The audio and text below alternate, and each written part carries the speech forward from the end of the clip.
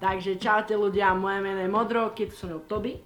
Čaute. A dneska som sa rozhodol, že tak trošku zareagujem na moje staré fotky. Minule sme si tak pozerali s Tobiasom, s rodičmi a viete, taká menšia nostalgia. Sme si pozerali fotky z detstva, z mojho, potom nejaké, keď sa mama s otcom mali svadbu a viete proste rodinné fotografie z minulosti. Poďme sa na to pozrieť. Takže teraz tu máme túto fotku a ja vždy keď som bol malý, tak som jazdieval vlastne na motorke. Najprv som jazdil na štvorkolke, áno. Vždy som chodil tak, že ja na štvorkolke, potom pozdejšie na motorke a otco na bicykli alebo chodil behať. Potom som chodil aj na trate jazdiť, ale to už som chodil s krstným a nie s otcom. Lebo otco na toto veľmi tak nemá chuť na takéto trate a motorky a takto. On si chodil pekne na bicykli, on si spravil dobre. Ja som chodil na štvorkolke, ja som si spravil dobre. Poďme na ďalšiu fotku. Takže táto fotka je stará, možno tam má nejaké 3-4 roky, možno mám na tej fotke.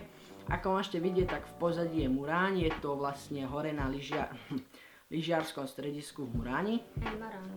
No áno, ja som lyžoval od 3 rokov vlastne, ako môžete vidieť, tak tam mám už také tie malé lyže, také čo ani vlastne nie sú lyže, je to iba taká umelá hmota. Ale od malá som jazdil, do nejakých 11 rokov som lyžoval Toby a potom vlastne od 11, od 12 asi som prišiel na lyžiarsky vlek tuto v Muráni, viete, prídem a pred tým sezónu, viete, všetci na lyžoch, prišiel som o rok, oni tam boli takisto, pozriem sa a každý mal snowboard. A to bolo tak, že ešte presne za Vianocami, oni mi kúpili lyže na Vianoce a možno 2 týždne po Vianociach už museli mi kúpiť nový snowboard. Povolanie syn. Čiže teraz už snowboardujem, ale fakt som lyžoval asi od 3 rokov.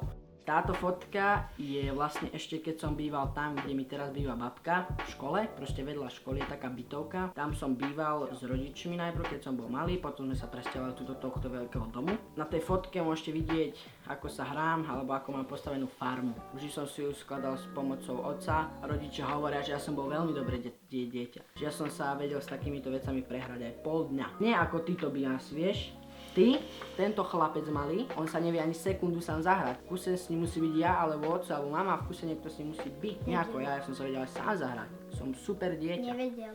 Čiže som si tak postavil také ohrady, proste vnúkal do ohrad, som si dal všetky zvieratá, som si porozdeľoval na domáce, divé, poďme ďalej. Na tejto fotke, ako môžete vidieť, nie som tak úplne sám, je tu so mnou starý kamarát Tomáš a my keď sme boli mali, tak vždy sme spolu chodili buď na motorkách, lebo on tiež jazdil na motorke, jazdievali sme spolu na motorkách, alebo takto sme sa sánkovali v zime. Teraz sme už každý inde, tak je to už trochu iné, ale tak či tak si zajdeme spolu vonku, však Tomo.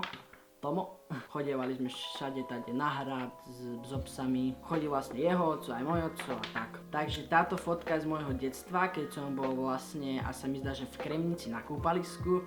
Bol som tam s babkou, s dedom, s mamou, s otcom. A na tejto fotke som mohol mať možno 4-5 rokov, neviem. Sme bývali na takom akoby starom hoteli, alebo proste hoteli sme bývali. Vždy na chodbe bola telka, nie? Tak tam boli večer rodičia a babka s dedom. Pamätám si, že každý večer som im tam proste vynášal čipsy, chrumky a takéto srany, čo sme mali na izbe. A proste vždy som im tam niečo vynášal. Ďalšia fotka ukazuje vlastne to, že keď som bol malý, som často chodil na prechádzky, či s rodičmi, s babkou.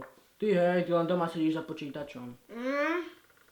Takže na tejto fotke to práve vidno, všetko super, že som chodil na prechádzky a nesedel som iba doma za počítačom. A ako si môžete všimnúť, tak som tam s babkou a s dedom, oni sú tam v pozadí ďalej. Toto je cesta na hrad, sa mi zdá, a chodil som tam často ako malý. A proste keď som bol malý, tak som nebol ako dnešné deti, viete, tie facebookové obrázky tak fičia, to všetci poznáte, že my sme mali trošku asi iné detstvo, ako má napríklad on, hej, lebo on príde zo školy a nejde vonku s kamarátmi si zahrať futbal alebo čo. Ale on si radšej zapne strieľačku na počítači.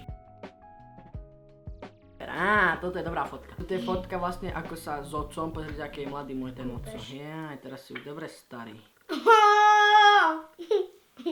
Že starý, neviem. Ja v lete, viete, už ešte sme neboli taký sell-out, ako sme dneska. No a viete, teda máme na dvore veľký bazén, všetko, more, ale nie. No a takedy taká lacnejšia verzia toho bazéna, že sme si proste dali na balkón, ešte keď som bola tam v škole. Tam som si nafúkol bazén a člapkal som sa v bazéne celé leto. Aj keď tak pozerám na tú fotku, tak tam mám nejaký ten ružový klobúčik, no to nevadí. Ako som povedal, od malička som bol trendsetter, jak vínko. Máme poslednú fotku na scéne. Ako môžete vidieť, starý dobrý motorkár už od mala, tu som mal možno 2-3 roky, neviem. Zadu je jedna motorka, sedím na druhej motorke. A toto boli motorky, ktoré mal asi každý z vás. A proste také tie odrážadlá, keď sa odrážali a chodili po ceste a šeli, kde možne ste chodili. Takto som sa naučil vlastne jazdiť na motorke. Babka ma brábala a chodili sme jazdiť po celom Muráni, som brázil ulicami, všetko, vietor vo vlaku. Tak, to bude asi všetko na toto video, na tejto fotke, na túto nostalgiu peknú. Dáme si čipsu. Nezabudnite hodiť like. Fakt som bol dobré decko, ak neveríte, spýtajte sa mami. Zatiaľ sa majte, vidíme sa pri ďalšom novom videu. Zatiaľ sa majte a čaute.